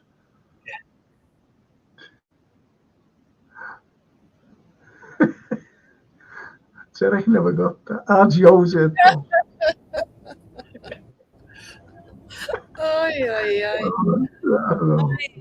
I like dad jokes. Keep them up. Paul Sarah says, thanks, Anthony, for telling us. I will take a look at that. You're talking about the Lowry there at the Lazy Lever Gallery. It goes on Saturday. Saturday's its last day. And done a quirky thing with him. To put it on tour in, I think it's 5 or 6 galleries, but they're only small, fairly humble galleries. So Birkenhead and the likes of Bolton. And it ultimately goes to the Lowry who bought it. They've had a donor who's actually bought the thing, 7.4 million. Just a bit more than I had. I had 7.3.5 gazumped. But yeah, and it goes for these $500,000, you know. They've handed it over. Is that the most Lowry's ever sold for? Do you know? Sorry, Jake. Do you know if that's the most Lowry paintings ever sold for? I'm not sure if it is. Actually, I'm not sure. I think there were others that have gone for more. He would be absolutely gobsmacked by that because he'd spent his whole entire life. Rather like, again, we draw the comparison with art and with music. You do it because it's part of you to do it. So whether you're a musician who doesn't sell 1 million albums, but you're better than someone else who does sell 1 million albums, it's that frustration thing. And Lowry got to the point where he didn't really care about the wealth that people were saying. And I kind of like quirky people. And in life, he, I don't know if it's well known, but it always inspired me that he was the person to refuse most honours. He was offered a CBE, he said no thank you. Offered an MBE, he said no thank you. OBE, and then finally the Queen said, I'd like to give you a knighthood. And he said no thank you. It doesn't have anything to do with what I've done in my life. Draws no comparison. And the other person who said that, and I inspired by, was David Bowie, which I didn't know. He was offered a knighthood, and he said that's not for music. That's not part of my life. We do things because we want to do it, not because, we expect a knighthood. But ours must be in the post, obviously. Quite right. I'm just going to go to the three of you now. And I was trying to look for that I'm sorry, a comment came up before. I don't even know who it was by. And they asked each and every one of you, I'll start with the lovely Joe. And it's the same question for you boys. What's the finest gig you've been to? Musical gig? Musical? Yeah, you went to see the Stones the other night. I'd have to say when I saw John Ball, because that opened up a whole different music to me. That's when I found out about Leadbelly, and it opened up another genre that I didn't even know about. I would say that always stood out for me. But Van Morrison, I have to say, he was amazing, and I just wish he could loosen up a little. He's a bit too regimented on stage. Yeah. But great artist. That's cool. That's cool. I'm going to Anthony, and leave the rest to Derek. So, what's your favourite ever gig, live gig? It changes. I guess I totally understand Joe's opinion. If I've got to pick one, it would be John Martin. I got to see him, tried to see him for a few years, couldn't get to see him because he was so erratic and gigs and tours were cancelled. But we finally got to see him in the Philharmonic just about 6 months before he passed. And the acoustics and everything were amazing. And he was amazing. He wasn't well, he didn't look well, but his voice was just absolutely, there was not a dry eye in the house. And he's just a phenomenal musician. And again, he's like we've been talking tonight. He's an artist that spent his whole life doing his music, which didn't reach the so-called successful stage. But beautiful. I'll always remember that one. What about you, Jay? And two or three just shot straight into the mind. If you think in terms of a gig, like a whole thing, the 1970 Isle of Wight with Jimi Hendrix, absolutely awesome, unbelievable weekend of music. Individual gigs, I saw Warren Zevon at the Odeon towards the end of his career, because I'm a real big Warren Zevon, Harry Chapin fan. I love those American singer-songwriters of that era, and he was absolutely awesome. And funny enough, the other one that just came straight into my mind was at the Odeon as well. It was Frank Zappa.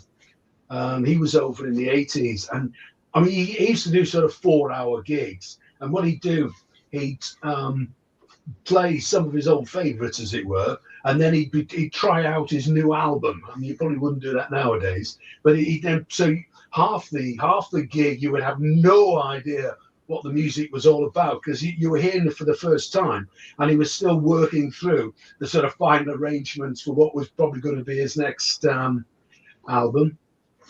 I mean, they sort of really stick in the mind. Another one was at Liverpool, actually, at the Empire, at the boxing ring. Yeah, the stadium. Yeah, and it was three were topping the bill, but Mott the Hoople were on the same bill, and Mott the Hoople stole the show. Absolutely. I was there. That was my favourite. He stole me thunder. Incredible gig. It stole me thunder. Sorry. And do you know what? I was on someone's show, and I was talking about that, and I said, but I forget what year it was. And an email came through. He said I was there, and he said the date, even the month. Yeah. And I forget what year it is. I still forget about it. I don't know whether it was 71 or 72. I'm not quite sure. It must have been around then. Incredible. Isn't that? Yeah, I've always said about small worlds. Yeah. And we were there at the time. But the names that have been mentioned with the four of us, from Van der Man, who is just phenomenal. Loved him. To all, I loved him. I saw them at the Philharmonic a couple of years ago, and totally get what Joe was saying, that he doesn't talk much. No. It's just accounting to the band and the art. But wonderful. What I'd love to have seen is his work with Georgie Fame, when Georgie Fame played keyboards with him for a few years, and because I love him as well separately, but every single name we've got there is just like the history of music. But Van der Man, honestly, do you know when Brown Eyed Girl first came out? I thought it was I thought it was Mick Jagger. Yeah. I thought it was Mick. It didn't have sound like, well, it sounds like it, when I listen to that. Yeah. But just great. Just great, that man. Yeah. You know, I was a yeah, I was a real fan, still am, a real big Van Morrison fan. And in the 80s, he was at the Odeon and Hammersmith. And I got tickets for the Monday, the Tuesday, and the Wednesday. Sadly, I sort of came down with pneumonia over the weekend. And I went to the Monday night gig. I wasn't feeling too good at all, really. And by the time he came on stage for the Tuesday night gig, I was already in the ambulance on the way to Kingston Hospital. So I never made it those other 2 kicks. Not cool. The song in that somewhere. Absolutely. Yeah, I know how many times as that happens. I'm not just saying to Band of Man, but, you know, different bands around the world, and they've been taken ill, you know, like on the day or the night before, and they couldn't go to see, you know, that particular artist. I read a headline, which is it's not historic because it only happened like last weekend. And forgive me, I can't remember. I think it was over in the States. It was a festival or it was a gig going on. A young guy, I think he might have been Puerto Rican, but he was good and popular in what he did. And it was a gig and it was raining. And he went off to hug a fan, then came back to pick his guitar up, and a electric shock killed him. Yeah. Yeah. And I thought, wow. Yeah, I mean, we hear about that in the 70s and stuff, and the 60s. You know, because but he was wet, wasn't he? He just come in from a thunderstorm or something. Yeah. And he hugged this, like, blind, killed him. Yeah. Shocking. Yeah. Well, listen, lads, I've got to ask Derek. Derek, I know I always say, will you talk about, you know, such a person? Can you come out yourself and surprise us all you talk about? Well, You know, I've got a suggestion, actually. Do you want to say what it is? Go on. Well, the 4th of August 1964, you could argue, was the start of the Vietnam War. So you could say, you know, the 60th anniversary. It was the Gulf of Tonkin incident. You know, Dien Bien Phu, when you know, French were defeated and the Americans started there as advisors. But I think you could say that the Gulf of Tonkin incident was the beginning of the war. I know it's never actually, there was no declaration of war, but essentially it was after that, as you know, that that all started, and it had a really big impact on the 70s. So we could look at some of the kind of music that came about, you know, as a result, if you like, you know, of the Vietnam War. Yeah. Oh, that's yeah. So you'll talk about that then. Yeah, and the bands and everything else. Yeah, because you know that would spread over into the early 70s, and there's a lot of really interesting connections. You know, you've got the massacre at the university, Kent State. Well, not massacre. I mean, 4 people were killed. I mean, that's not very good. Well, it's just come out that the Americans deliberately done that to get into that war. It's just come out. It's just being exposed. Our lovely American cousins who lives at our wars. But anyway, so you'll talk about that in a couple of weeks. Excellent stuff. Joe, you're back with us next week. Okay, if you insist. Try and have something to you know, a little bit of gossip. I'll try and get someone else to play a Beatles song for you live on air. How about that? He was actually in the movie. He played John Lennon in the movie. It was about 12, 14 years ago. Okay. And he's a good friend. Yeah, maybe I can get him on the show. Yeah, it's funny because at the time, this lad, you know, who was playing Lennon, I went, why did they get an American? Until someone said, well, you know, that's to sell to the Americans. I said, well, you don't really need to sell your Beatles to the Americans. Yeah, but we'll have some that'd be fantastic. That'll be fantastic. That'll be lovely. Thank you, Frank. Thank you, Anthony No, and Darren. thank you. Lovely being on the show with you Great to guys see you. today. Ciao. Ciao. Ciao. Cheers. Ciao. Cheers. Ciao. Ciao. Toodle. Anthony, thank you. It's been great. It's been a great little show. And Joe sitting there on a boat. Yes, in the sunshine. Yeah. Yeah. As one of the lads says, you know, that background you've got there, blue skies, there's so nothing but grey skies here. Oh, absolutely. I put the lights on. I got the light. This afternoon. Same here. Yeah. 4 I o'clock. had the fire on before when we started talking. It's pathetic. Pathetic. We're a nation of wimps, aren't we? Yes. And I'm the biggest one. But we love to talk about the weather.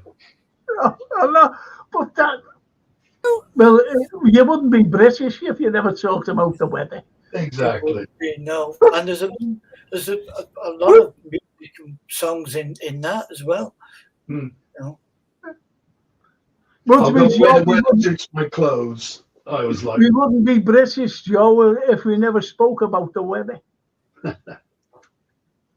It's terribly hot here. I'm sorry. No, blimey. you have our deepest Awful. sympathy.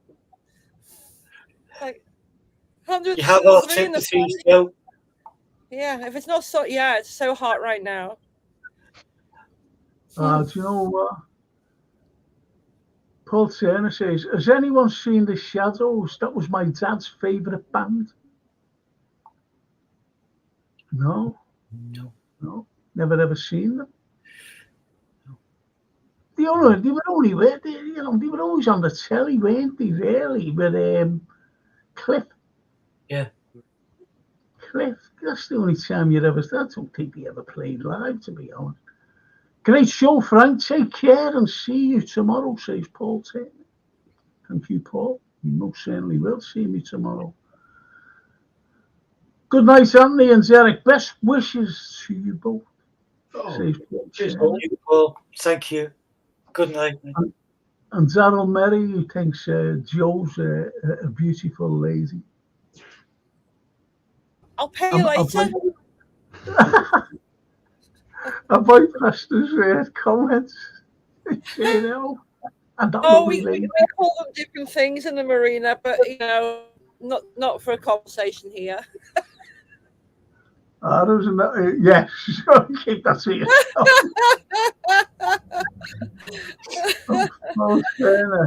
Good night, Anyway, Josephine. Good night. Nice Have a to good see evening. you. Nice chatting. Bye. Isn't that lovely? Isn't that lovely? And yeah, look at that. Look, see, she is a beauty. Love is in the air, everywhere I look around.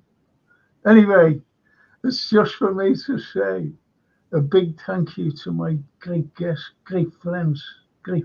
Love yous, you know, I really do.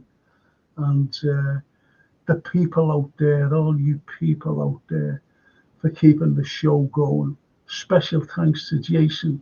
He does all the hard work, to be honest. He gets hold of the people, he sends the links out, he does everything. He puts the pictures up. Everything he does. And I'll just see you all tomorrow evening, 8 o'clock, for the football show. All you football fans should have seen it last Thursday. Should have seen it. And a special thank you to my sponsors, Gap Painting Services, for sponsoring the Frank Carlyle Show. And there they are there. And look, she's getting all these little, that's so sweet. No. She's rubbing us in now with that skyline. Liverpool, it makes me happy. Yeah, you know, and as you said, thanks, Jay. You know, Jason. Because without Jason, there wouldn't be a Frank Carlyle Show. But most important, you wouldn't be able to see Josephine. You wouldn't be able to see Anthony. You wouldn't be able to see Derek. But I have to thank, most importantly, besides the sponsors, this lot on here, these wonderful, wonderful people. Thank you so much. And oh, look at that. She's got scouse teeth, she says. There you go. You call it Anyway. a health cap. I can hold my cigarette here.